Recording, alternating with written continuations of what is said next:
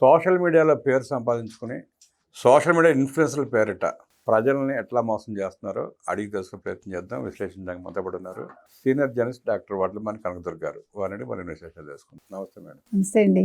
Madam, ఈ మధ్య మంగ్లీ అలాగే ఆశు రెడ్డి ఇద్దరు కలిసి ప్రజలను మోసం చేసి డబ్బులు లూటీ చేసిన వార్తలు అనేక వింటున్నాం మనం. సోషల్ మీడియా ఇన్ఫ్లుయెన్సర్ల పేరిట ఈ రకంగా దోచుకోవడాన్ని ఎలా చూస్తారు, ఎట్లా విశ్లేషిస్తారు?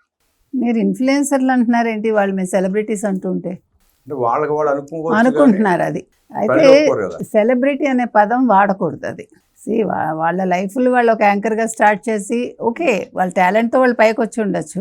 ఆవిడ పాటలతో ఈవిడ వేరే రకంగా, ముఖ్యంగా బిగ్ బాస్కి వెళ్ళాక ఆవిడకి కొంచెం ఫేమ్ వచ్చింది. మీరు నిన్న ఒక వీడియో చూస్తుంటారు, ఎంత చీప్గా ఉందంటే ఈవిడ హెయిర్ స్టైల్ చేయించుకుంటోంది కూర్చుని, చెప్పులు వేసుకుని కూర్చుంది. మన ఆర్జీవి కాళ్ళ దగ్గర ఉన్నాడు, అశురెడ్డి కాళ్ళ దగ్గర. అసలు అవసరమా అనిపించింది. అంటే ఆర్జీవి అనే వ్యక్తిని మనం ఒకప్పుడు ఒక మంచి డైరెక్టర్గా, ఒక ఇంటలెక్చువల్గా భావించాం. అటువంటి వ్యక్తి ఇట్లా అవ్వటం అనేది, మీకు ఇంకో వీడియో కూడా మీరు గతంలో చూస్తుంటారు, అశురెడ్డి కాల్ నాకడం. అంటే ఇవన్నీ మాట్లాడటానికి కూడా జుగుప్సగా ఉన్నాయి. అంటే ఎందుకు మనుషులు ఇంత పెర్వర్టెడ్ అయిపోతారు? ఈ అశురెడ్డి అనే అమ్మాయి తను తాను ఎక్కువ ఊహించుకోవడానికి ఇవన్నీ కూడా కారణాలు ఉండొచ్చు. నా వెంట ఇంతమంది పడుతున్నారు, ముఖ్యంగా ఆర్జీవి లాంటి వాళ్ళే పడుతున్నారు అని. ఆర్జీవి చాలామందిని అన్నాడు కదా మీకు. ఆ మధ్యన ఒక ఒడిషా యాక్ట్రెస్ని ఎవరినో తీసుకొచ్చాడు ఆర్జీవి. తీసుకొచ్చి అసలు ఇంత అందంగా నిన్న ఎలా కంది మీ అమ్మని. అసలు అంటే మనం ఎందుకు ఇతను ఇట్లా మాట్లాడతాడు? అదేవిధంగా శ్యామల్ని కూడా ఒక స్టేజ్ మీద యాంకరింగ్ చేస్తూ ఉంటే నేను ఎట్లా మిస్ అయ్యాను ఇంతకాలం నీ అందాలు అని. అంటే ఇప్పుడు ఆర్జీవి లాంటి వాళ్ళు అలా మాట్లాడితే వీళ్ళకి తప్పుగా ఉండదు. ఆర్జీవి అలా మాట్లాడుతున్న అతన్ని బాయ్గా చేయకుండా ఇంకెందుకు అతను వెనకాల పడుతున్నారు? ఎందుకు అట్లా ప్రవర్తిస్తారు? అది కొన్ని ఛానల్స్, ముఖ్యంగా వైసీపీ సపోర్టర్స్ ఎవరైతే ఉంటారో వాళ్ళు ఎక్కువ ఆయన ఇంటర్వ్యూస్ చేస్తారు. మీరు గమనించండి కావాలంటే. ఎందుకంటే ఈయన కూడా వైసీపీ సపోర్టరే కదా. ముఖ్యంగా డిజిటల్ నుంచి 2 కోట్లు వచ్చింది కదా ఆ సినిమాకి. సో అది పక్కన పెడితే ఇవాళ అశురెడ్డి విషయంలో అశురెడ్డి తప్పు చేసింది అని తండ్రి ఒప్పుకున్నాడు, డబ్బులు తీసుకుందని. మొన్న నా కూతురు అమాయకురాలు అని ఆయనే అన్నారు. తర్వాత నేను వైజాగ్లో ఉంటాను, నా భార్య నా పిల్లలు హైదరాబాద్లో ఉంటారు అని చెప్పారు ఆయన. అయితే అశురెడ్డి ఈ ధర్మేంద్రతోటి ఎలా పరిచయం అయిందో మనకు తెలియదు, కానీ పెళ్లి చేసుకుంటానని చెప్పింది అదంతా నిజం. పెళ్లి చేసుకుంటానని చెప్పాకే అతను 9,35,00,000 అమ్మాయికి అప్పుడప్పుడు పంపించటం, అది ఆన్లైన్ ట్రాన్సాక్షన్స్ అని అతను పెట్టుకున్నాడు తన దగ్గర. అదొక మంచి పని చేశాడు.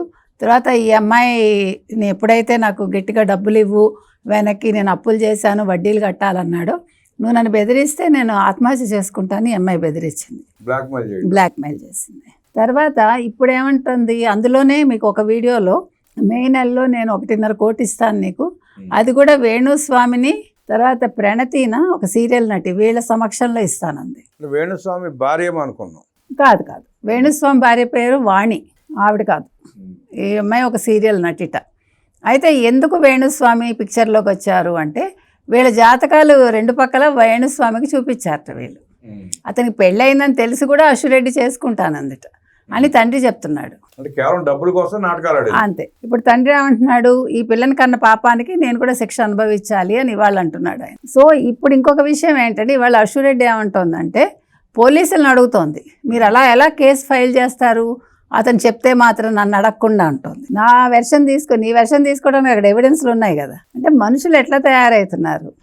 చేసిన తప్పు చేసి మళ్ళీ పోలీసులను ప్రశ్నించడం, అది చూసారా మీరు? సో ఇప్పుడు అమ్మాయిని నిన్న యాక్చువల్గా మన ప్రెస్ మీట్ పెట్టాలి, వాళ్ళు పిలిచారు, మీకు తెలుసు.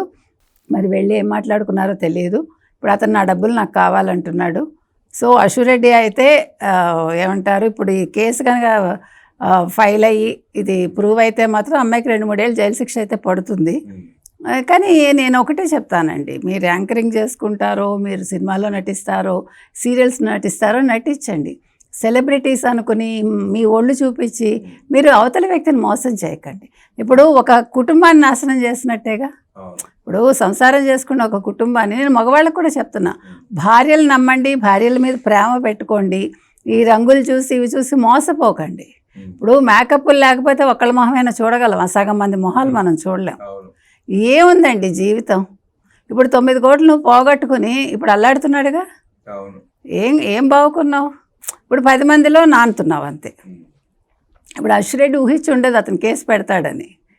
మొత్తానికి ఏదో ఇప్పుడు అందరి తప్పు ఉంది. చెల్లెలకు కూడా 50 లక్షలు ఇచ్చాట అశ్వరెడ్డి చెల్లెలకు కూడా. సో మా చెల్లెల్ని లాక్కండి, మా అక్కని లాక్కండి, మా అమ్మ నాన్నగారిని లాక్కండి అంటుంది. ఇప్పుడు నువ్వు డబ్బులు ఇచ్చేసాయి. ఇప్పుడు ఆ డబ్బులు నువ్వేం చేసావు? ఏదైనా ఆస్తులు కొనుంటే ఆస్తి అతని పేరున పెట్టేసాయి, సెటిల్మెంట్ చేసేసుకో. దానికి ఒప్పుకోవట్లా. ఇప్పుడు ఎప్పుడో తీరుస్తానంటే ఇప్పుడు డబ్బులు తీసుకుని నేను సెటిల్ అయ్యాక తీరుస్తాను. నువ్వు ఎప్పుడు సెటిల్ అవుతావు? ఇప్పుడు అలా లాగేది ఎప్పుడు, స్నానం చేసేది ఎప్పుడు? నువ్వు సెటిల్ అయ్యేదానివి అయితే అప్పు ఎందుకు తీసుకున్నావు? ఆ సెటిల్మెంట్ కోసమే కూర్చోవచ్చు కదా. నేనే సెటిల్ అవుతాను. ఈ ఇన్ఫ్లుయెన్సర్ల పేరుటో లేదంటే సెలబ్రిటీల పేరుటో వీళ్ళు ఎదటాన్ని మోసం చేయడమే కాకుండా సమాజాన్ని కూడా మోసం చేస్తే ఇబ్బంది పడుతున్నారుగా. తప్పకుండా ఇప్పుడు ఇలాంటి వాళ్ళని చూసి చాలామంది నేర్చుకుంటున్నారు కదా. ఇప్పుడు మంగ్లీ ఉంది. ఇప్పుడు మంగ్లీ చాలా అమాయకురాలని ఒక ఆవిడ వీడియో చేసింది. పైగా నేను వెళ్ళి అక్కడ అందరినీ కనుక్కున్నాక వాళ్ళ ఫ్యామిలీతో చుట్టుపక్కల మాట్లాడాక అసలు మంగ్లీ తప్పే లేదని మాట్లాడుతోంది. మంగ్లీ తప్పు లేదని నువ్వెట్లా స్టేట్మెంట్ ఇస్తావు? మంగ్లీ విషయం తీసుకునే వార్తలు చూస్తూ ఉంటే ఐఏఎస్లు ఐపీఎస్లు డాక్టర్లు కూడా బలైపోయారు ఆమె చేసిన ఫ్రాడ్లు అని చెప్పి ప్రచారం వస్తుంది కదా. మరి ఇవిడ వీళ్ళందరూ ఏంటి అసలు? అంటే డబ్బులు తీసుకుని చేస్తారా మీరు? ఇది మనకి బయటికి రావాలి. ఎందుకంటే రేపు పొద్దున్న మంగ్లీ ప్రూవ్ అయింది అనుకోండి, అప్పుడు ఈ చేసిన వాళ్ళు అమాయకులు అని చెప్పిన వాళ్ళని ఏం చేయాలి? ఈ వీడియోలు చేసిన వాళ్ళని వీళ్ళని కూడా అరెస్ట్ చేయాలి కదా. నేను అంటున్నది అది. ఇప్పుడు మనం ఏకపక్షంగా ఎవరిని మాట్లాడకూడదు. మనం మంగ్లీని కూడా 100% తప్పు చేసింది అంటలేదు, చేయట్లేదని అంటల్లా. డెఫినెట్గా ఇప్పుడు ఇంతమంది చచ్చిపోయినప్పుడు అమ్మాయి responsibility, she has to come out. రావట్లేదు కదా, అది మనం ప్రశ్నిస్తున్నాం. అది నువ్వు వచ్చి వాళ్ళకి అండగా నిలబడాలి. నువ్వు ఒక బంజారా మహిళ అయినప్పుడు, బంజారాస్కి అన్యాయం జరిగినప్పుడు నువ్వు ఒక సెలబ్రిటీ అనుకున్నావు కదా. నేను సెలబ్రిటీని నువ్వే చెప్పుకున్నావు ఫస్ట్ రోజు వచ్చి. నువ్వు అసలు ఎందుకు పోలీసుల దగ్గరికి వెళ్ళావు? డీజీపీ దగ్గరికి ఎందుకు వెళ్ళావు? నువ్వు సజ్జనార్ని ఎందుకు కలిసావు?